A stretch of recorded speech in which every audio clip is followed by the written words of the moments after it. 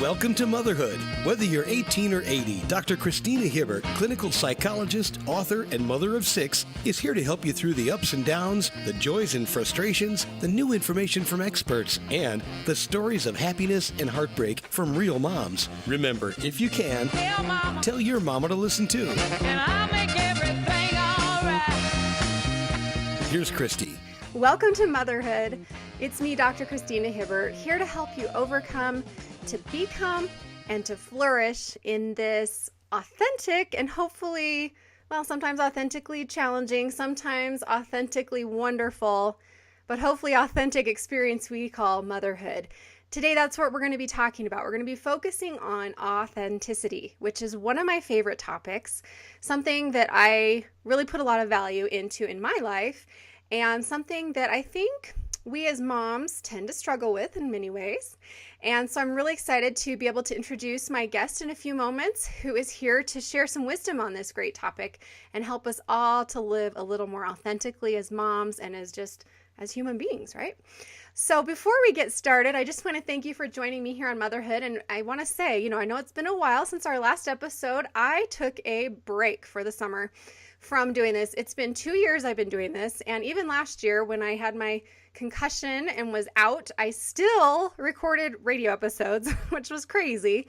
And this summer I thought, you know what? I actually just want to enjoy my family and take time off and not stress myself out even more. So there's me being authentic. I definitely took some time and I'm happy to be back.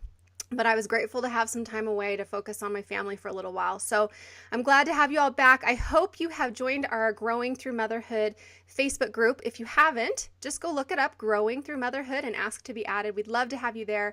And of course, you can find all kinds of tools and blog posts and other kinds of articles related to what we'll talk about today on my website, drchristinahibbert.com, as well as links to my books, in particular, my book, This Is How We Grow, which to me is it's my memoir, but it's my authentic self in a book form. So you can read about, hopefully relate to a lot of the crazy things that I've thought and been through and overcome. And hopefully that can help you to be a little more authentic in your life as well. Now, as we get into our topic today, I just wanted to share a few thoughts before I introduce our guest. I really, as I said before, I think that authenticity is so important, and I think it's so challenging. And there are times in my own life where I've been able to easily be authentic. I can just be myself, especially, as I'm sure many of you can relate, when we're around people that we know already love us and accept us. We don't feel like we have to put on an act or be something that we're not. And then there are other times where it's going to be more of a challenge, where we do feel like we need to put on some kind of a mask or a show, or, for instance, I'm in my office, which looks clean right now. And I was telling my guest before we started, I wasn't sure whether to leave the mess on the couch or not, but I ended up moving it at the last minute. So, but I'm authentically telling you about it. Yeah, there's a bunch of mess here on the floor that you can't see. And so that's kind of what, to me, a good, kind of a way to think about authenticity is a lot of times it's just this picture that we see. And then there's all the mess around us that we feel like we can't share, or we're scared to share because what would others think, or how would they respond, or will we be accepted for who we really are? Or if somebody really found out this, that, or the other about us, what would they think, or how would they respond? Or again, will we be accepted? I think that's really the core issue. And we're going to talk a lot more about that today, but this is something that comes up over and over with my clients as well, especially women and moms who feel like, we can't be ourselves all the time. So how do we do that? How do we overcome those fears? How do we let ourselves just be who we are and put ourselves out there in this scary world with people that might or might not accept us no matter what?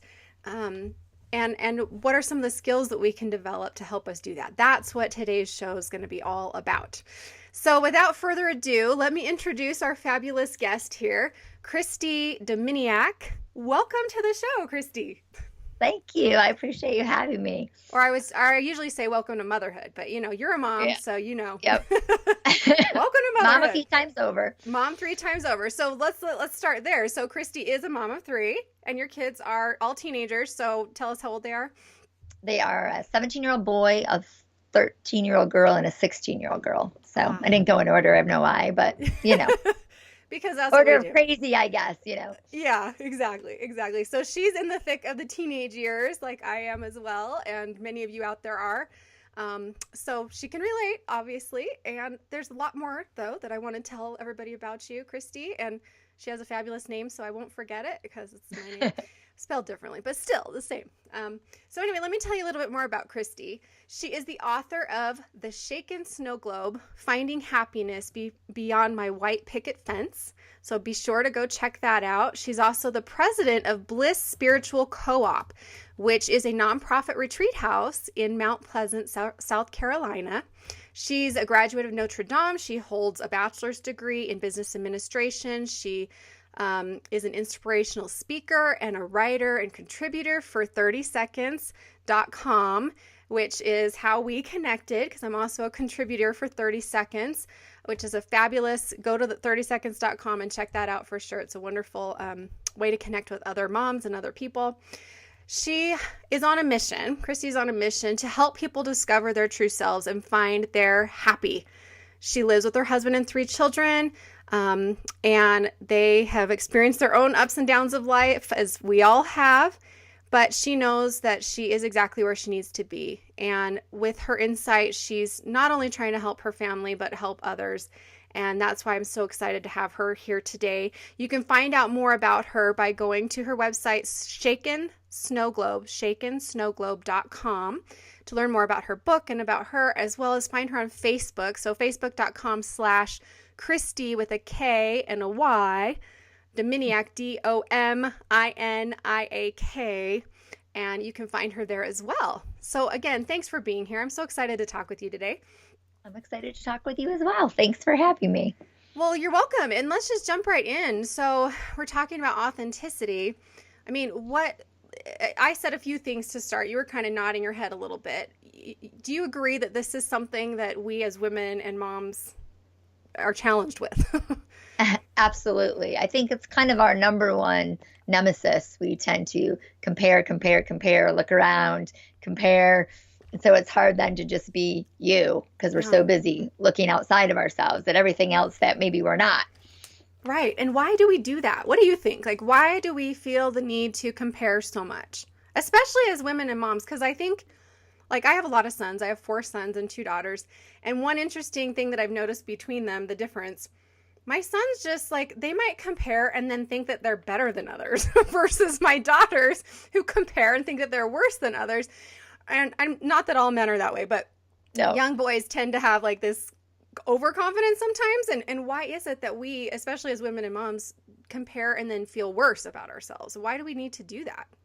Yeah, I think it's just to find your sense of self. I think a lot of times it's much more difficult to sit with your own quiet and yourself, and you look, and we're super self-critical. So it's easy to just start to look around, see where you fit. I think we do that as young kids. When we go into a school, you look for people like you, because if there's people like you, then you can go, okay, I'm doing good. I kind of got my stuff together. They're doing it that way, so therefore I must be doing it okay. Mm-hmm. And I think we just kind of have it backwards when we do that, but it's kind of our starting reference point. Yeah. I think as a kid, you don't have many boundaries to say who you are. So you start looking around the playground, saying, okay, where do I fit? How does it look? You go, okay, I'm not so out of shape, out of sorts. Yeah. Yeah. And I'm glad you brought that up, because you're right. It does definitely start when we're younger, but it doesn't end there. I like with my daughter's 14, my older one, and then I have a 9-year-old, but the older one, especially the past few years, she's really struggled with that.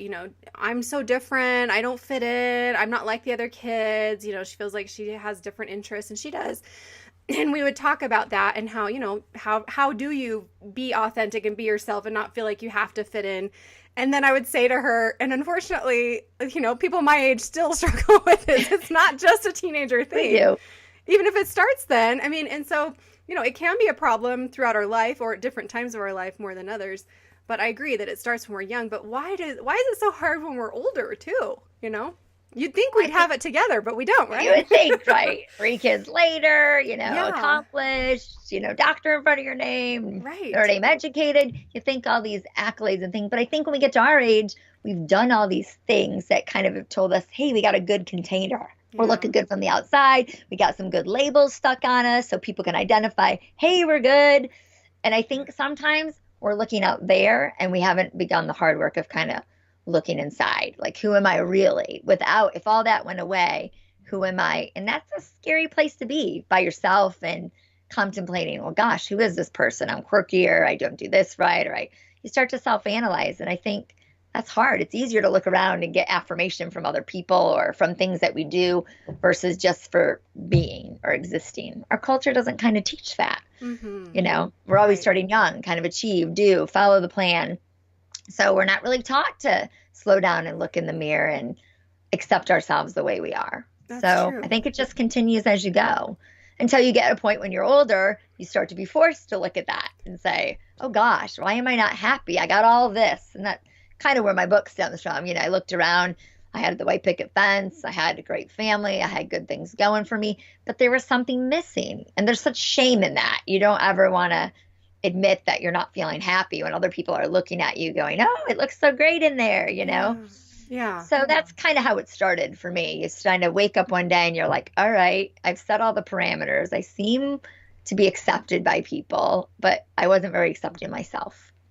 Right. So, And I appreciate you saying that, because I was just going to ask you, I was going to say, did this kind of comes from where your book came from? I mean, your interest in this and sort of you speaking out on this topic or wanting to talk about this with me today, even, it seems like, and I wish I would have already read your book, which I haven't, but now I have to. like, now I have to. It's something I get to do. I'm excited for that. Because I love a good memoir. I love a good personal story that kind of is real, and that's what that experience is all about. And I can totally relate with you, having written a memoir myself about how scary that can be to sort of, put all that out in writing and really be authentic in that way and show everybody the good, the bad, the ugly, and the exceptional, to see. But it starts the process for you. And then I'm guessing is that kind of where you got that, that oomph to kind of go out there and then want to help others do the same? Yeah, I think for me, my memoir came after, I would call it a transformative state, like where I was one person, all of a sudden world turned upside down, like shaking of a snow globe, and then it set back down and it never looks the same. And you're like, how did I get here? And now who does this make me? So that was kind of, once the journey was done, I felt like in order to really bring who I am to the world, I had to shed all my icky. So unlike other memoirs that tend to go in and tell you of a transformational journey, maybe, much more spiritual or focused, mine tends to read a little more like a novel. You might pick up a Nicholas Sparks book or read at the beach and then look, oh, I really want my life to be like that. And then you shut the book and you go, well, that's just fiction. Like, that's not reality. And so I thought by telling my story, and it's told in a different way, the goal of my book was to make no one look bad but me, which sounds kind of odd, but for me, I can relate to that. I only think that people then could not settle. Like, I think you can read things and go, well, I could never have that. And so I think when you can start and read a book about me that's somewhat not always flattering, especially in the beginning, you're like, why is this person writing this? Like, why would she be telling us all this? And the reason is because at the end of that journey, I am who I am now, and I can own it. And it's taught me about who I am. And if I can get up and be present in the world and have all my wildest dreams come true, not because I've earned it, but just because I learned to embrace the woman that I was created to be, I think that's where you truly find your happy, as I call it. Because it's not a happiness, because I think we're taught this pursuit of happiness, the American dream, follow your journey, do these steps, A, B, C, and D. And we love that as a plan, put it in action and go for it. The problem is, I think we all kind of get to that part in the plan and we're like, wait a minute, I'm not feeling what I thought this was all going to make me feel. And then I think that's when we start to kind of spiral out of control and start masking who we really are. For fear of not being accepted as that person that may not look so great on the outside. Right. Because the snow globe world I lived in looked pretty good from the outside. So it was difficult for a lot of people to go, why would you do this? I kind of shattered people's image of what they perceived us to be. So it was difficult, Oh, yeah. And very But brave. worth it. Very Yeah. brave and very worth it. Very brave of you, because you're right. Then you can live without fear. And that's why we're talking about this. When you get to that place of authenticity and when you've been able to say, this is who I am, take it or leave it, then you don't have to live with fear and you don't have to worry so much about what other people are thinking. And you can just, it's like a freedom that you get, would you say? Yeah, I would. And it's just an interesting way to start living, because I think Yeah. I was always bold before. I could speak my mind, I could say how I felt, I give people my opinions. I had no problem with that at all. Yeah. The difference is the fact that I was pretty walled off from emotions. So it's really easy to confront people or say, this is me, take it or leave it. But what that didn't allow me to do was put the wall down and absorb when maybe I wasn't liked back, or maybe there was something that I said that maybe hurt someone. I didn't allow myself to sit in that and feel that. And I think that's the true authenticity part comes into play, is when you're able to feel emotions from other people, good and bad, because people, believe me, have had very strong reactions to the book, both positive and negative. And I think the way that I've handled that is I realize, it's purposeful, it's real. There is no perfection in the world. When you start to just accept yourself for who you are, it's okay if people don't agree with you. I no longer have to convince people my way of doing this motherhood thing is right. I'm okay with other people doing it their way, because at the end of the day, there is no one that's masked in this case that I'm in. It's me. We're all unique individuals. As much as we try to put on the masks of different things that we are, whether that's, our hair color or what we wear, or the title we put on our back, or the degree we get, at the end of the day, if that's all gone, you're still a unique individual. And can you embrace that or not? And I found that once you do, wow, that's where the true joyful living comes. It's a place of freedom that is unlike any other. And we're not really taught that. No. We're kind of taught to set a plan, achieve things, go for things. And I think we got a lot of people out there that get to the end of that plan and go, is this all there is? Is this what it is? That's so great. And I love that point. I love that perspective that, you got to that point where you thought you wanted to be. And I think, to bring all the listeners in right now, I mean, everybody out there, I'm sure many of you can relate to what Christie's saying here in different ways. Maybe you've gotten to a point in your life where you feel like this is all I wanted and I'm not feeling satisfied or happy, or like I'm really me, or whatever it might be. I mean, I think even sometimes motherhood can be like that, just in general. All you want is to be a mom. I mean, I felt like that. All I wanted was to be a mom, and I was so excited. And then all of a sudden I was there and I had postpartum depression and I wasn't sleeping and I was a mess. And it was just like, is this really what I wanted? Is this, who am I now that this has happened? And like you say, all these things that happen in our life, they make us question that. Who am I now? And who am I now? And who am I now? And hopefully there's still an element of the same person there, but we do change, and we, our life does flip us around and make us have to grow and change. So, and that's the beauty of it, like you're saying. So, for everybody out there listening, whether you're in a place of sort of being at that point of, okay, I'm where I thought I wanted to be, but I don't really know if this is what I really wanted, or maybe it was just this idea in my head that wasn't real, or whether you're just in another place of, this is just really hard and my life is just really hard right now and I'm struggling to let people know that, or let people in, or I need help right now, but I don't want to reach out because I don't want to seem like I'm weak. There's so many different ways we can take this, but it's all back to that point of that authentic living can lead to that freedom and the freedom of, really just being who you are and being okay with who you are. And learning to love yourself. And as we learn to love ourselves, then we do end up, sharing ourselves more. We're better parents. We're better, spouses or partners. It just shows up in all aspects of our life, right? It's true. And, if you can't give what you don't have. So Absolutely. If you aren't self-loving, yes, I was being forthright and bold to people, or, saying how I felt and coming across as me.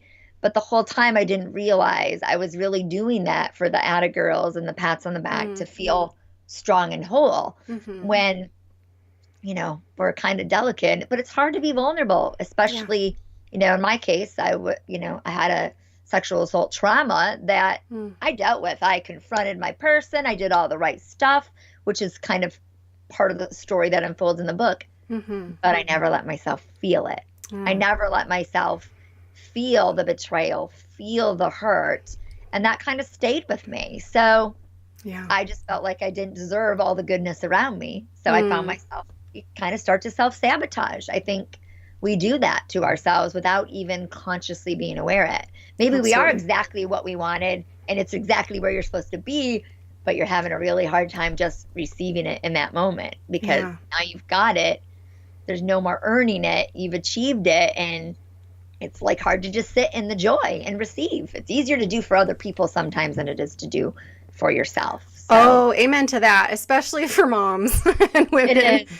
We are all about serving everybody else, but to let somebody help us or to let that love in or to accept that we're really better than we think we are or whatever it might be, that's such a challenge. And as you're speaking, I'm thinking, two things that are coming out from what you're saying. One is we're really talking about self-worth, which is something I talk a lot about and write a lot about. Because you can't, really, like you said, you can't give what you don't have. So if you don't have that sense of who you really are, which to me, that's what self-worth is, as opposed to self-esteem, which I've talked a lot about on this show. Self-esteem is I feel good about myself. Other people like me. They say good things about me. I'm confident, all that stuff out here. And self-worth is that piece that sometimes, even if we have self-esteem out here, that might be that piece that's missing inside, but I don't feel it inside. I like it. It's all good out here, maybe, but I don't feel it inside. Or maybe sometimes it's not all good out here and I don't have self-esteem and I really don't have self-worth. But when we have that sense of who we are, then, like you said, that's then when we can teach it to our children. We can, show it, model it for other people, for our families. And that's how then we pass it on to the next generation a lot of times, because a lot of it really comes from just the way we live and what our kids see, So it's really important what you're talking about. And right along with self-worth and authenticity is the other important word that you just mentioned, which is vulnerability. Because you can't have, that's right. And that's what everybody's so scared of, vulnerability. But you cannot have authenticity and self-worth without letting yourself open up and be vulnerable, at least at the beginning. And that's just part of the challenge. That's part of the work that we're talking about here.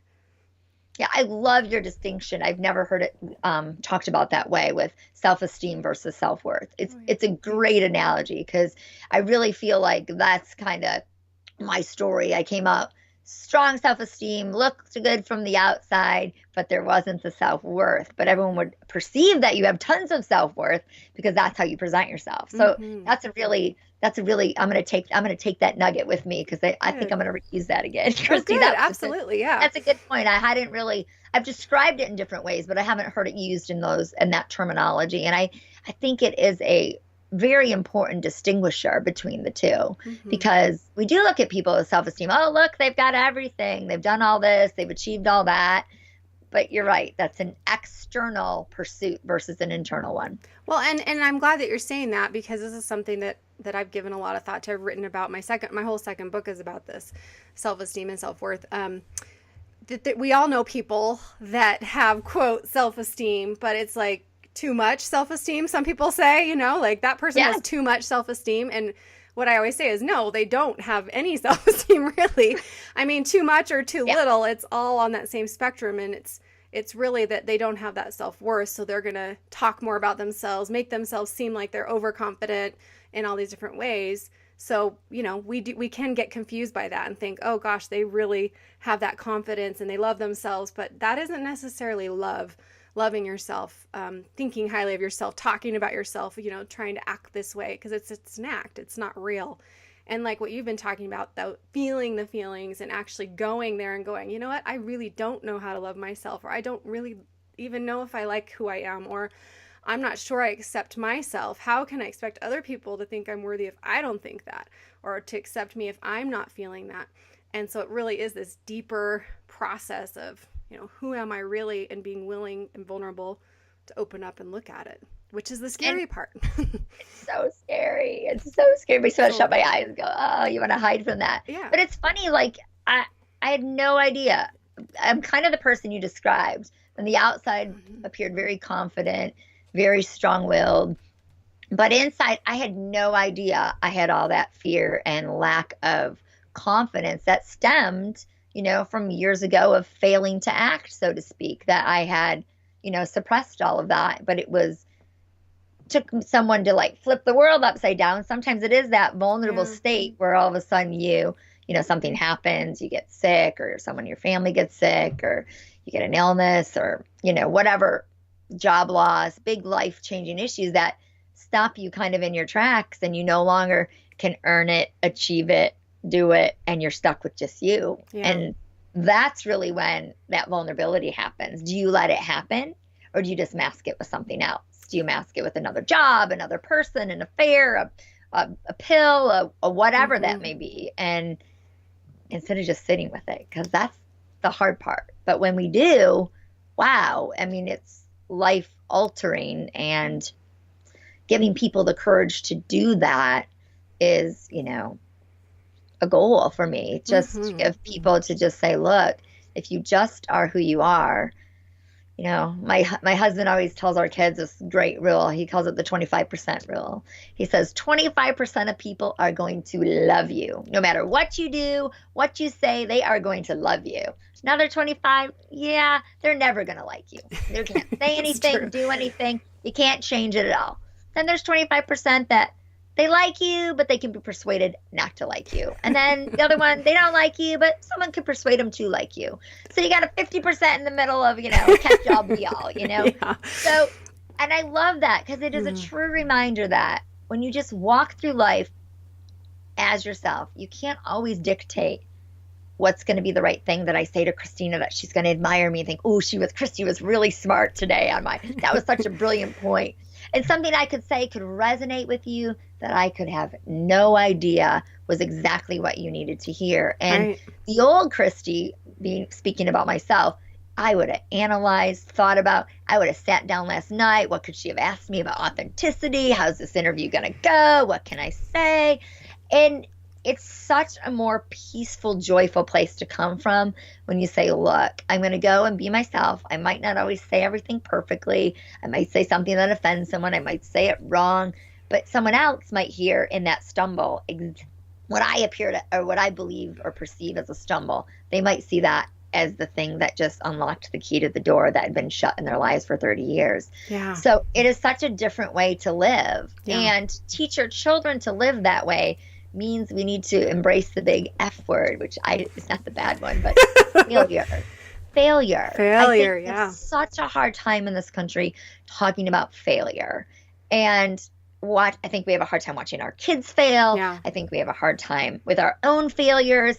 And we tend to mask it all in shame. And then to me, that's just why we're unable to be authentic, because we're carrying all that shame baggage that's blocking everything up from flowing to just be able to then come on here and say what I'm thinking without, having that breathe block of, oh gosh, there's something in the way. What if I say that? And, this comes out, or I'm seen this way. So to me, that's the big issue besides vulnerability is failure. Can I embrace my failures? Can I talk about them? Maybe not with the world like I have chosen to do with my book. I don't recommend that for everyone. Not everybody needs to do. I feel it was kind of my calling, but but part of that for me was so that my ego would never be in the way as my mask again, that I could never resort to, yes, I'm doing good things in the world and I need everyone to be giving me the pat on the back, that I can stay humble by saying, but this is where I came from. And it keeps you grounded so that other people know that there's hope for something different in their lives.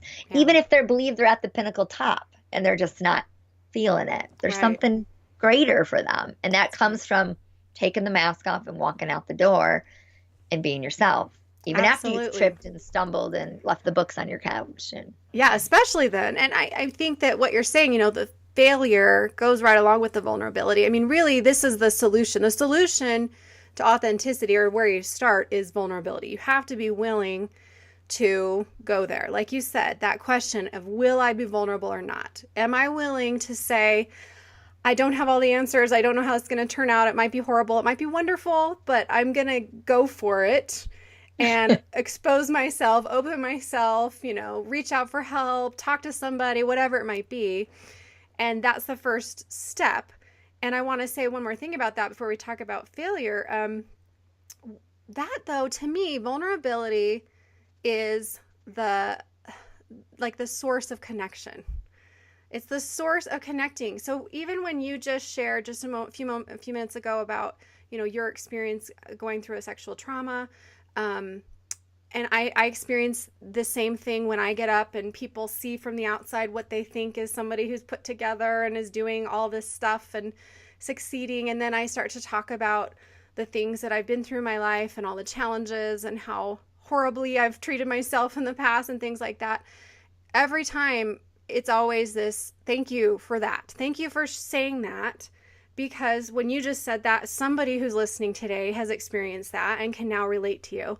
And like you said, sometimes it's the thing that you don't even think you're saying that is the thing that somebody needed to hear. But that's what vulnerability does. It opens us so other people can see and then they can connect. I mean, we can't connect when we're all closed up. When there's a wall, you cannot connect with somebody. But vulnerability opens us up to connect. And that's the beauty of authenticity too. It's not just the freedom to be who we are, but it leads to these deeper connections with people that really matter in our lives and that can really help. We can help one another that way. That's the beauty of vulnerability, I think. And yes, there's always the risk of failure, quote unquote, even in that, that people are going to see me and they're going to hate what they see. But then I just say to that you're talking to the wrong people then. If people are 25% rule. Just go to my husband. Right. 25% rule. I know he quoted it from somewhere and I'll mess it up, but that's so true. I love that. True. And I hope everybody out there go ahead. Oh, I said it's just so hard to always embrace that no matter what you do, 25% people never going to like you. They're just never going to like you. And that's so true. That's so true. I mean, I experience that all the time. I tell my kids that all the time, yeah. Anyway, you think you're doing a great thing. I might write something that I think is totally going to help people. And there's always going to be somebody criticizing you. Like, why did you do this? You only do this because blah, blah, blah. They just don't know you. They don't understand. And we don't need to care about those people in that way or let them affect us in that way. But the ones that matter, when we keep looking and finding the people that matter they're going to shine through and they're going to connect with us through vulnerability. Now, failure, another one that you just brought up, that's a really important point too. This shame that we carry around. And I do think that we consider experiences in our life to be, quote, failure, a lot of times, even when they're really not. Right. So like, for instance, being able to me, if I can look back and say, yeah, I totally failed or I messed something up or I made a huge mistake, but I learned a huge lesson from that, then it really ultimately wasn't a failure. It was a success because I learned from it. But it's really hard to feel that way when you're in the moment and even to look back on it and feel that way, right? Especially when other people are criticizing or whatever it might be. But you're right. The shame is what we need to learn to let go of, because failure is part of life. I mean, and really, ultimately, it's how you define, quote, failure. It really is. True. It is. But I think when you perceive failure for yourself, you allow yourself to feel it. It is like that little stake and that little hammer that has now pierced that wall that you might have not known you were walking around with, which was my case. Yeah. I had no idea. I'd walled off my feelings and was just walking around the world numb.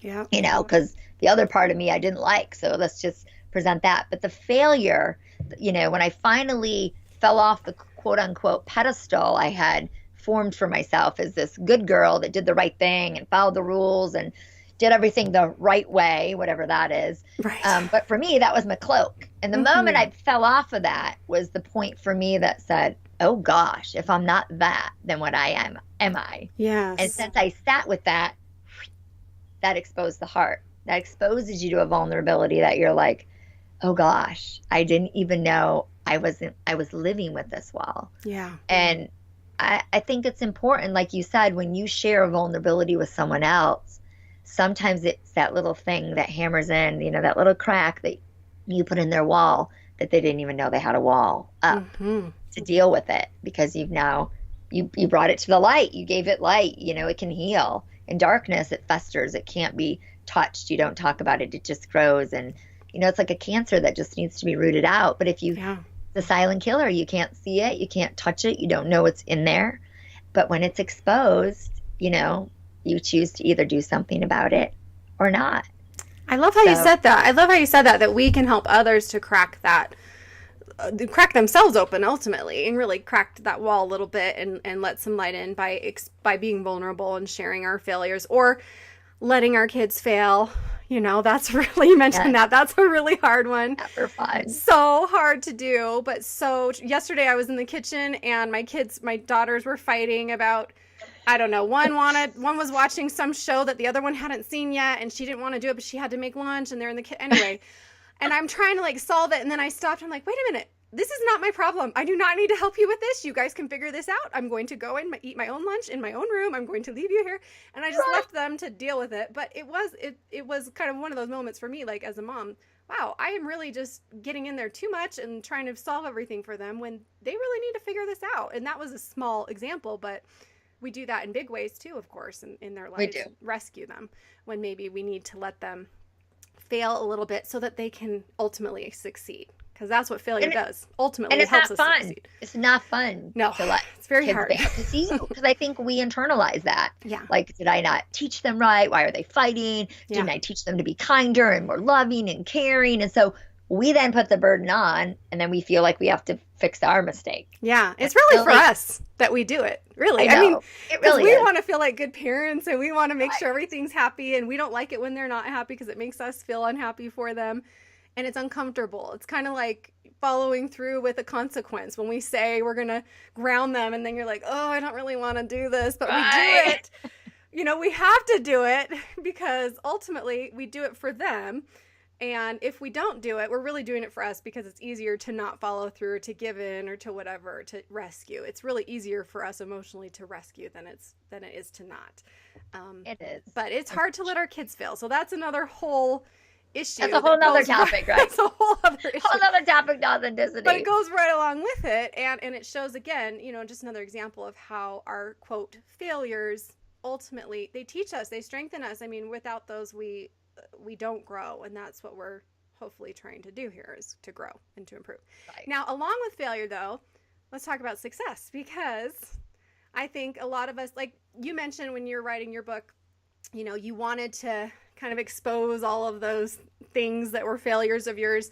And I felt the same way. I wanted to kind of put all my stuff out there and not hurt other people, but, really expose myself more than anybody else. But also there was a fear of mine, especially in writing a memoir, of what if people think that I've got it too good, or I don't want to be too successful or seem like I've got it too together, which also fueled my need to want to put all my faults out there. And I think even social media is another one here that we need to talk about. We're talking about, quote, failure and comparing and vulnerability and all that, and success, because I often, like on Instagram, for instance, I'll be posting and then I'll think, my life just looks too perfect here, and I don't want people to think that that's how it is. So how do I post something that's not like totally depressing or going to drag everybody down, but it's just saying like, hey, this is my real life, And so that it doesn't seem that way, because in pictures, things can seem really, it's like right now, everything looks perfect in the screen, but around me is a big mess.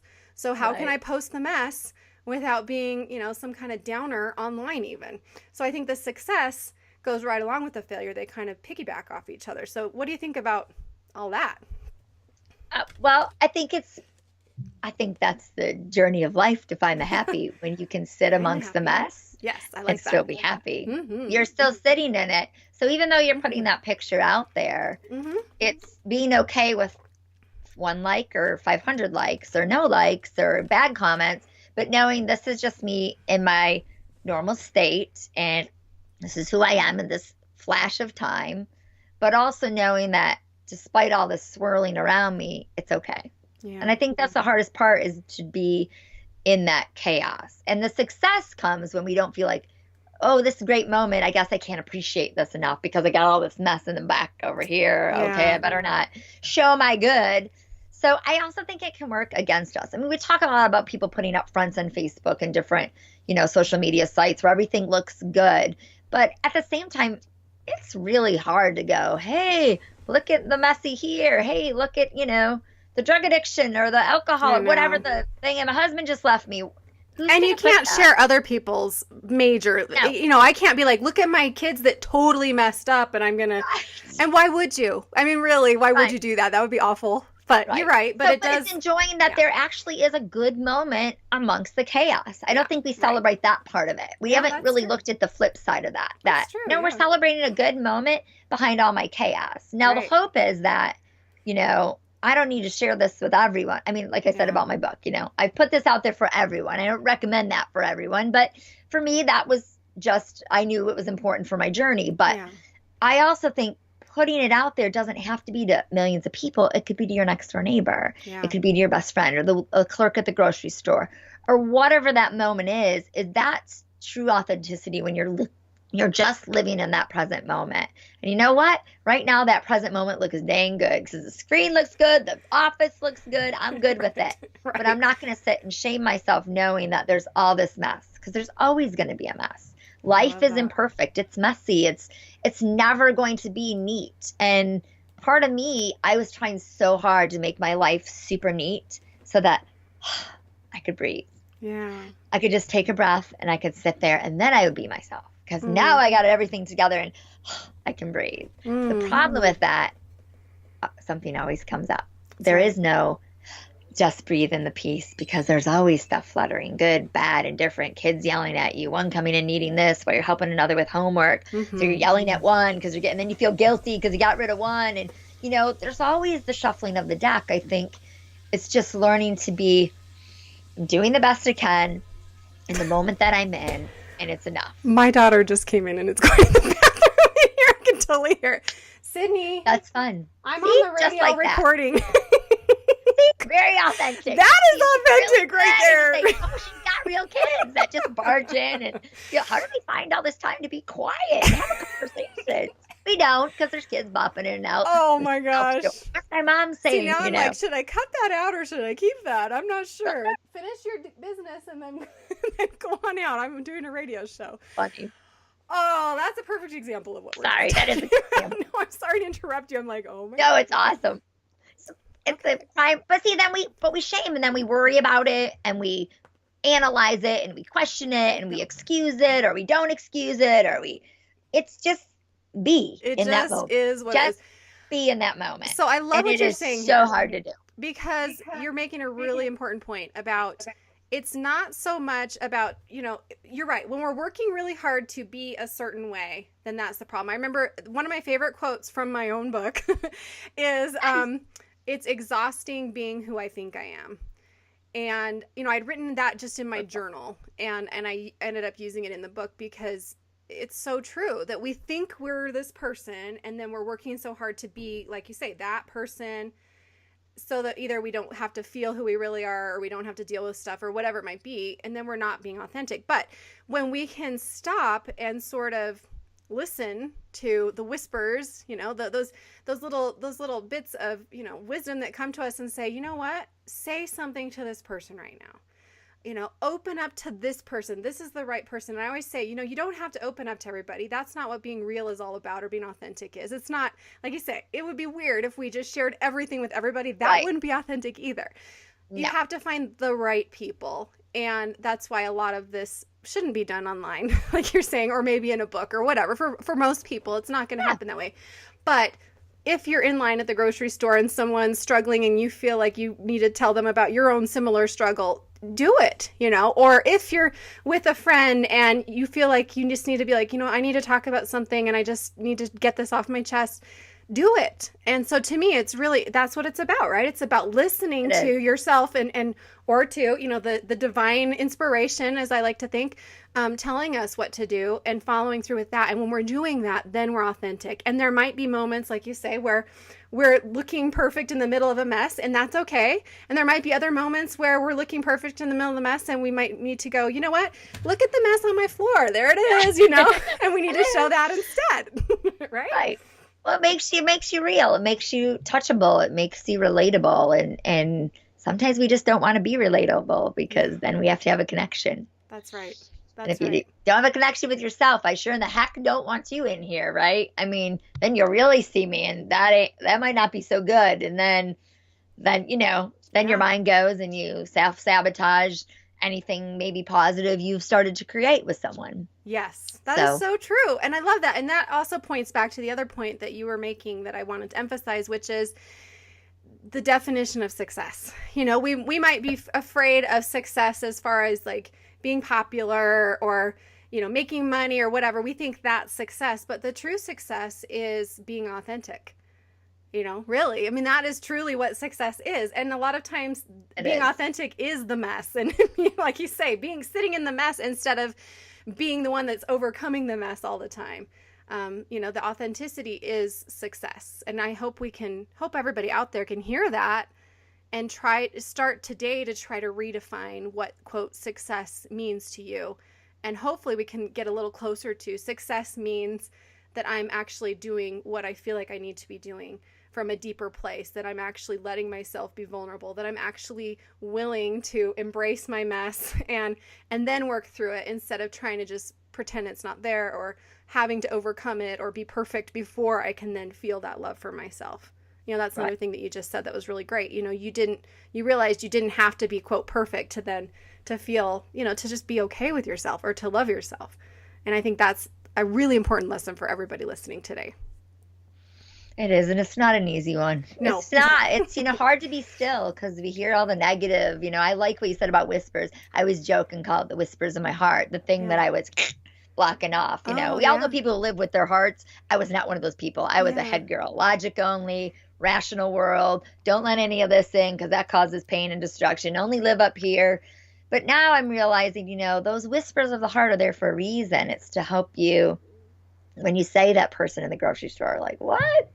Why should I call them or say this? And you start to, this gets in the way of like that whisper that tells you exactly what you should be doing in that moment. Right. And that is, I think, where our sense of true authenticity comes from. Because if you believe there's that little voice inside of you that's telling you stuff, maybe we're connected to something bigger than ourselves. And maybe that means, that's really what I'm hearing is what you need because I'm now present to it. I'm present to myself. If I'm present to myself, I can be present to you, whether it's just bending over in the grocery aisle because you're trying to find a can or whatever you're looking for. And I notice the struggle, or you've dropped your pocketbook. Just being present to what's going on around us sometimes ends up being the most beautiful moments of connection that I think we're all craving. I think we're all looking to feel connected to someone, to something, to whatever that is. But I agree. Easier said than done. Beautifully said. Beautifully said. Being present. And so, as we're wrapping up on time here, what would you say? And I think along the way we've given a lot of insights into how this can be done. But if you were to put it into a couple, one or two or three things that you would suggest for our listeners to maybe try today to be a little more authentic. And you can repeat things that we've already said, but let's just kind of boil it down for them. What would you suggest would be your top, one or two or three things? Don't judge yourself. Don't judge yourself. Yes. I think when we judge ourselves, we don't leave room to love ourselves. We're so busy critiquing everything we're doing. We're not allowing ourselves to just be the unique individual that we were created to be. Yeah. There's no one else that is a Christina Hibbert. No matter what you try to mask on or do your hair or switch, there's no one like you. The world needs you just as you are. They need you to show up, to be present, to be vulnerable to that moment where you haven't created a plan for the day and it's total tunnel vision and you're just going through this supermarket, but that you're widening that lens. And I think when we're not so shrunk inside, we're able to then open up and see. But it takes first feeling that confidence to, like we said, be vulnerable, to open, to walk like this, not like this, or down with our phone. It's much easier to go through life because then there's going to be no chaos, no bumps, no interruptions. I can just feel secure in my own little box. That's a really important point I want to emphasize, because you're saying don't judge yourself. And then I can hear people listening going, well, easier said than done. But one thing that you're saying that's a really good way to think of it is when we get outside of ourselves, when we are being present to the moment, to other people's needs, to, sharing ourselves, to being vulnerable, then we're not stuck inside our own head judging ourselves. We don't have time for it when we're serving or loving other people, right? Because you're just present. I don't have time to go, like, I'm talking to you, I'm going, okay, oh gosh, is that hair in my face? Did it right. Not judging, like, what am I looking at? I'm trying to focus like on you. Now, before this, you're like, oh, the hair. It is. But once you show up or you go to that party, like, are you still thinking about, does my shoe look okay? And then you're missing that person that just walked up to you and is standing next to you. And you've missed that whole conversation because you're busy judging yourself. Yeah. And the other thing that you said that I want everybody to hear, because you said it using my name, but I think you meant it for everybody, is that you, whoever's listening right now, you are needed. And I so 100% believe that. Part of my, everybody, you can go and join my personal growth group online. It's a free group that we do. And one whole year, the second year, we did all about, your divine, your mission and your purpose in life, and what is that, and how do you figure that out? And one thing that we learned through that year was, it's all about love. Ultimately, you're meant to love people and yourselves in a certain unique way that only you can do, and that other people need you and you need you to show up and do that. So yes, absolutely. Everybody, you are all needed and important. So stop judging yourself and get up and get out there and, and start, loving the world and loving yourself in the way that you're meant to do and only you can do. Right. You bring just a level of, that's where our genuine sense of self comes from. Yeah. Like, this is me. Yeah. And it isn't this is me. I got this all together. I'm powering through. It's, this is me. And it sucks if you don't like me, but I'm doing my best, That's to it. feel that a little bit, to feel it, but not let it change who you are. Yes. That you still, I'm going to keep doing what I'm doing. I'm going to do my best. I'm going to learn along the way. And like you said, we don't have to like that other people don't like it. It's not being authentic. It doesn't mean that you're like, fine, I don't care anyway, because that's not authentic. No, it's very disingenuous. But a lot of us try to do that. We see that all over the TV nowadays, right? Everyone's like, I got it. This is my way. I used to always think, I need to care less what other people think of me when I was in graduate school. I need to care less what other people think of me. And then one day I was like, no, I need to care more what I think and feel about myself. Or what God thinks about me, or whatever, however you want to say it. But when we have that's self-worth. And then, it hurts what other people say, but it's not about thinking less or caring less about them. It's about caring more about what's real for us and sharing that then. That's authenticity. It's just in changing that internal dialogue, I think. And when you're in the present and you're present to all that's going on around you, it's hard to have that dialogue with yourself. Yeah. It is. You're just in the moment. You're just living. It stops there. It's kind of the trick, You start to notice, I'm shrinking in. Yeah. It's harder to be authentic because you're not showing up for the world or yourself, frankly. Okay, so I have to be authentic right now and share one last thing. Yes. So please do. I almost canceled our interview this morning because I woke up just totally on the wrong side of the bed. Like, just in a mood. I just got back from vacation. I always have this kind of down when I get back home, and it's real life hitting me all at once. And my husband and I were arguing, and I felt like I just wanted to like totally melt down and cry and go back to bed. And I was like, I could just cancel this. But that's what stopped me, is like, but then you're going to go into yourself. You're going to be sad all day. You're going to have a terrible day. You're going to treat others poorly. But if you go and do this, you're going to be talking with somebody wonderful about something you love to talk about, and you're going to feel better, and then that's going to carry into your whole day. And so, there's a perfect example, everybody, of what Christie's saying, that, we really have to be aware and notice those times when we have that choice, that we can go into ourselves, judge ourselves, be harsh with ourselves, pity ourselves, whatever that might be, or we can choose to push ourselves out, go out and do something, or even stay home and get up and do something, or, just think something differently, read something differently, pray about something, whatever it might be for you that helps you to get out of your head or out of that space where you're so hard on yourself. It can make a world of difference, like it has for me today, because it's been so great talking with you. Thank you. I think that's great. The other thing, though, I think that's super important is then to not shame yourself if you did sit in bed for a little bit longer than normal. That's right. Some days you need to do that. Because sometimes that's you what just gotta you need. go, That's right. this is not good right now. That's and right. Just go with that. And then we get out of bed and we're like, I could have been so much better if I'd have done this. No, just live in that moment. That's right. Help it pass. When it does, be different, Thank you for that. Different. Because you're right. I don't want anybody out there thinking that you always have to get up and ignore your feelings. For me, that was what I needed today. Other days, it's like maybe you really need to take that time and space and grieve or feel or just shut the world out for a while. You need that in order to heal and move forward. So again, it's that listening to those whispers and knowing, doing what you feel is right for you and not worrying about what everybody else thinks about it along the way. Right. Again, easier said than done. I know. You didn't ignore it. It sounds like you addressed it. You confronted it. You said, okay. And that's part of it. It's half the people sometimes can't even, like me, I couldn't put my finger on that thing. And so you just, shrink more and more inward. So I think you can start to say, oh, yeah, there's a thing. Then we can go, okay, now I can start to, I might not know what that thing is that's causing me to want to stay in bed all day. And I'm just feeling, but now I know there's something. And I just need to be present to what comes up from that, not scold myself, just let myself feel it and keep moving on and trying to understand, what's coming up. So, and I think that is a great summary for us. Like, I think of everything we've talked about, that kind of sums up what everybody can start doing today. Like you said, don't judge yourself, but be present to what's coming up for you and listen to yourself. Listen to those things that come up, because you are wiser than you think you are, and you're the expert on you.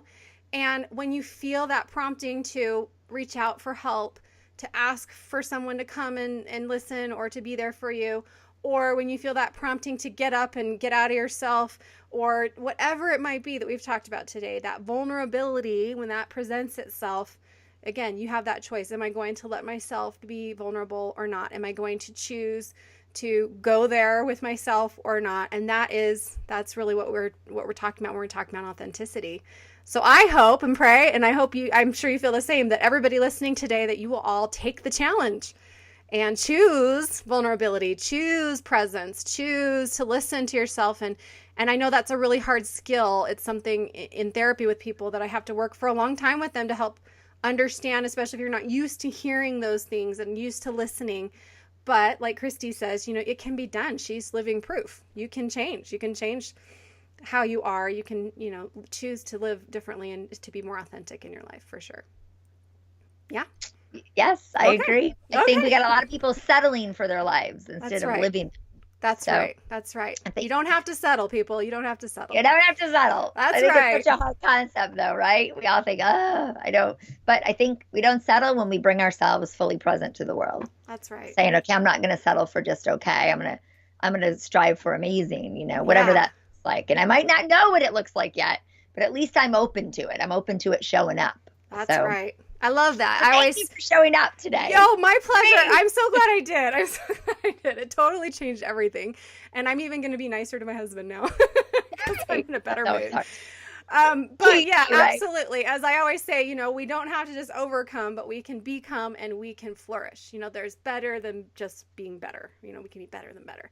So that's what Christie's saying. And hopefully everybody listening today has been inspired like I have talking with Christie today. Thank you so much for being here. Thank you for having me. I really appreciate it. It was a pleasure. Me too. And the time always just flies, but I'm just so grateful to get to talk to you, and hopefully we'll have you back sometime to talk more about this, because this is something I feel like we could talk about forever. Yeah, I think you're right. I think we all need to hear. I still need to hear it and remind myself. No, it's okay to not always have all the answers and just, yeah, absolutely. Me too. You. And that's an important final point, just to kind of, once you think you've got it, that doesn't mean you've got it forever. Once you feel like you're authentic, like we say, life can drop you on your head and then you're like, okay, now I'm not authentic anymore. Right. Now I don't know There's who I am. There's another layer to me. Oh, no. There's more to learn. No, but that's what life is, right? Continual. That's part of it. You're not prepared to peel back that next layer and then go again and feel good for a while. And then the next layer goes. Right.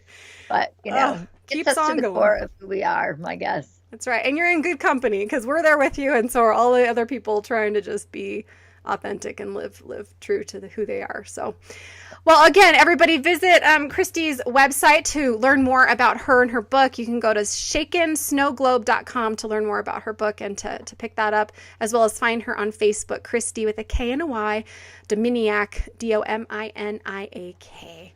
And for everybody out there, again, as I always say, I hope you will continue to come back and choose to grow through motherhood with us instead of just going through it, because it's a whole lot better to grow through it and to do it authentically, as we talked about today. And that's what we're here to help you do each week on Motherhood Radio. So we will see you next time. Bye, everybody.